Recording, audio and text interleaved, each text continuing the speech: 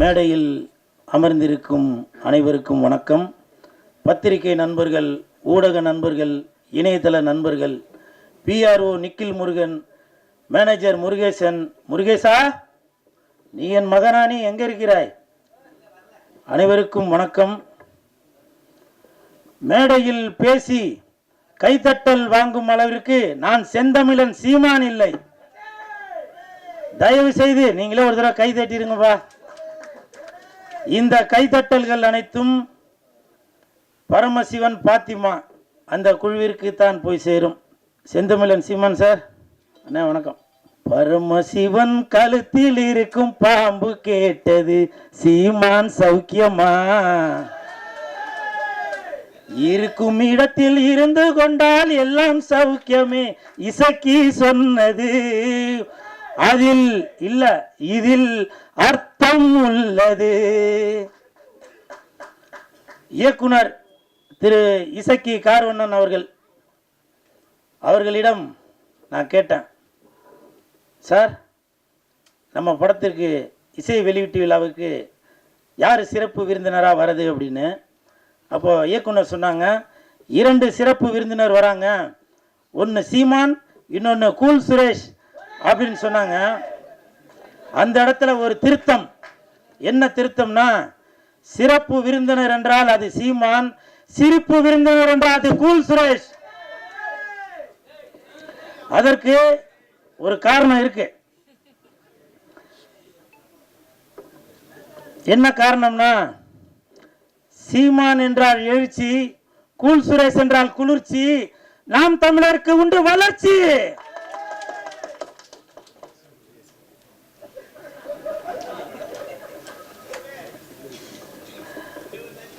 அது மட்டும் இல்லை, நான் எதுக்கு சீமான் அண்ணனை வந்து இந்த இடத்துல ஏதோ ஜாலரா போட்டு ஏதோ பெருமையாக பேசுகிறார் போல அப்படின்னு சில பேர் நினைக்கலாம். கமெண்ட்டில் சில பேர் கூட அந்த மாதிரி கமெண்ட் பண்ணிட்டு இருக்கீங்க. அதுக்கு ஒரு உதாரணம் சொல்கிறேன். இந்த பரமசிவன் பாத்திமா அந்த படத்திற்கு உண்மையிலேயே தகுதியான ஒரு மனிதர் என்றால் அது செந்தமிழன் சீமான் அண்ணன் மட்டும்தான். தமிழகத்தில் மட்டுமல்ல, இந்தியாவில் மட்டுமல்ல, உலகத்தில் உள்ள யாரை எடுத்துட்டாலுமே சரி, இந்த பரமசிவன் பாத்திமா படத்திற்கு இசை வெளியீட்டு விழாவிற்கு வரக்கூடிய தகுதியான ஒரே மனிதர் அது செந்தமிழன் அண்ணன் சீமான் அவர்கள் தான். காரணம், பாத்திமா பரமசிவன், பரமசிவன் பாத்திமா, பரமசிவன் ஆண், பாத்திமா பெண். தமிழகத்தில் 234 தொகுதிகளிலுமே புரிஞ்சிருக்கும் நினைக்க, 234 தொகுதியிலுமே சரிசமமாக ஆண் 117, பெண் 117 கொடுத்தாங்களா? இப்ப சொல்லுங்க, பரமசிவன் பாத்திமா அந்த படத்திற்கு இசை வெளியீட்டு விழாவிற்கு ஒரே தகுதியான மனிதர் என்றால் அது செந்தமிழன் அண்ணன் சீமான் அவர்கள் தான். அதே மாதிரி இந்த படத்துல இசக்கி கார்வண்ணன் அவர்கள், இயக்குனர் அவர்கள் நிறைய டைலாக், அது நம்ம பார்க்கும்போதே நம்மளை அறியாமலே கண்டிப்பாக நீங்கள் படம் பார்க்கும்போது தெரியும் பாருங்கள், அந்த கூஸ் பம்ப்ஸ்ன்னு சொல்லுவாங்களே, அது நடக்கும். காரணம், நானே அதில் சில வசனங்களை பேசியிருக்கேன், அவர் சாருக்கு சொல்லி கொடுத்தது தான். மத பிரச்சனைன்னு சொல்லாதீங்க, 2 மனிதர்களுக்குள்ள பிரச்சனைன்னு சொல்லுங்க அப்படின்னு ஒரு வசனம் வரும். ஜாதி பிரச்சனைன்னு சொல்லாதீங்க, இது ஜனங்களுக்குள்ள பிரச்சனைன்னு சொல்லுங்க அப்படின்னு சொல்லி அந்த படத்தில் வசனங்கள் வரும். அப்படி இன்று மக்களுடைய மனநிலையை புரிந்து கொண்டு அந்த படத்தை இயக்கி வசனமும் எழுதி தயாரித்து இருக்கிறாரு இயக்குனர் இசக்கி கார்வண்ணன் அவர்கள். அவருக்கு என் மனமார்ந்த நன்றி. அதே மாதிரி ஒரு வார்த்தையும் சொன்னாங்க, தலைவா இந்த படத்தில் நீங்கள் வந்து செகண்ட் ஹீரோ அப்படின்னு. அது உண்மையாக பொய்யான்னு தெரியல. அப்படி சொன்னாதான் இவன் வந்து ப்ரமோஷன் எதுவும் பண்ணுவான் அப்படின்றதுக்காக சொன்னாங்களான்னு தெரியல. இருந்தாலும் சார், இந்த படத்தில் நான் நடிச்சிருக்கேன். கண்டிப்பாக என் உடல் பொருள் ஆவி அனைத்தும் இந்த பரமசிவன் பாத்திமாக்கு கண்டிப்பாக அர்ப்பணிச்சுட்டு தான் போவேன். அதே மாதிரி படத்தின் ஒளிப்பதிவாளர் சுகுமார் சார் இந்த படத்தில் ஒளிப்பதிவை மட்டும் கவனிக்காமல் நல்ல அற்புதமான நடிப்பையும் கொடுத்துருக்காரு. எனக்கு தெரிஞ்சு அடுத்த பிரகாஷ்ராஜ் அவர்களாக வருவதற்கு நிறைய வாய்ப்பு இருக்குது. எங்கே அவர் வாங்க. எதுக்காக இது சொல்கிறேன்னா, ஷூட்டிங் ஸ்பாட்டில் சொன்னார், தலைவா அடுத்து நான் ஒர்க் பண்ணுற படத்தில் எல்லாத்துலேயும் நீங்கள் இருப்பீங்க, எல்லாத்துலேயும் இருப்பீங்கன்னாரு. 3 படம் ஒர்க் பண்ணிட்டார், இது வரைக்கும் கூப்பிட காணோம். இல்லை, இந்த மாதிரி இடத்துல சொன்னாதான், ஃபோன் பண்ணி சொன்னால் அது சரியாக இருக்காது இல்லையா? அதே மாதிரி படத்தின் கதாநாயகன் கமல் அவர்கள், விமல் அவர்கள், இல்லை அந்த அந்த கமல் விமலுக்கு ஒரு காரணம் இருக்குது. விமல் அவர்கள், அவரை பற்றி சொல்கிறதுக்கு ஒன்றும் பெருசாக ஒன்றும் இல்லை. அதுக்கு என்ன காரணம்னா, ஷூட்டிங் ஸ்பாட்டில் அவர் உண்டு, அவர் வேலை உண்டுன்னு இருக்கார். எனக்கு தெரிஞ்சு விஜய் சார் அப்படி இருப்பார். அதே மாதிரி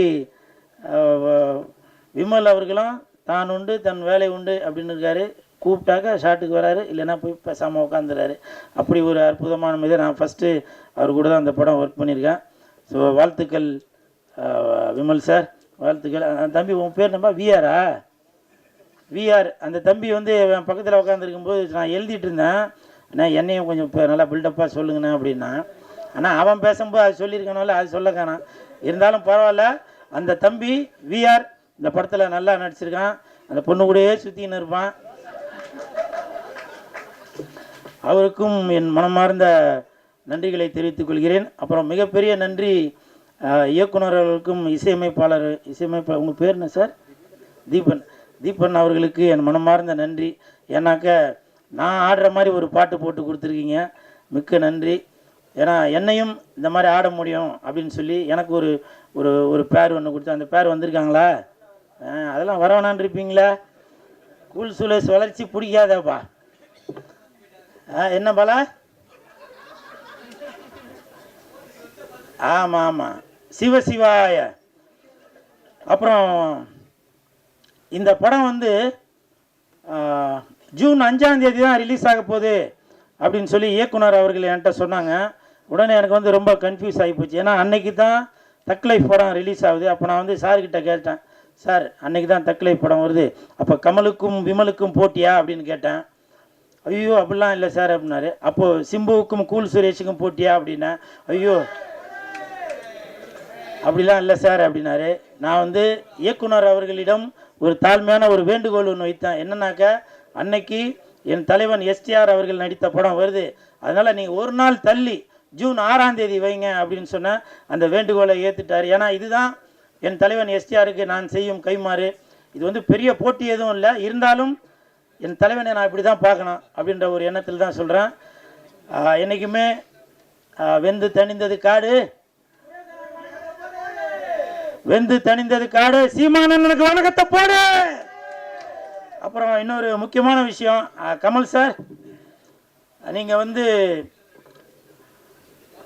உலக நாயகனாக இருந்து விண்வெளி நாயகனாக மேலே ஒரு படி போயிட்டீங்க. அந்த உலக நாயகன் அந்த பட்டம் வந்து இப்போ வெற்றிடமாக இருக்குது.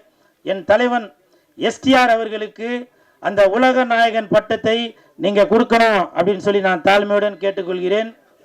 இன்று முதல் உலக நாயகன் என்றால் அது சிலம்பரசன், விண்வெளி நாயகன் என்றால் அது கமலஹாசன். விண்வெளி நாயகன் என்றால் அது கமலஹாசன், உலக நாயகன் என்றால் அது சிலம்பரசன்.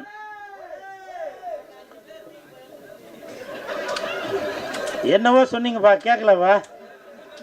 பரமசிவன் பாத்திமா வருகின்ற ஜூன் 6 கொஞ்சம் பார்த்துமா. நன்றி நன்றி நன்றி நன்றி.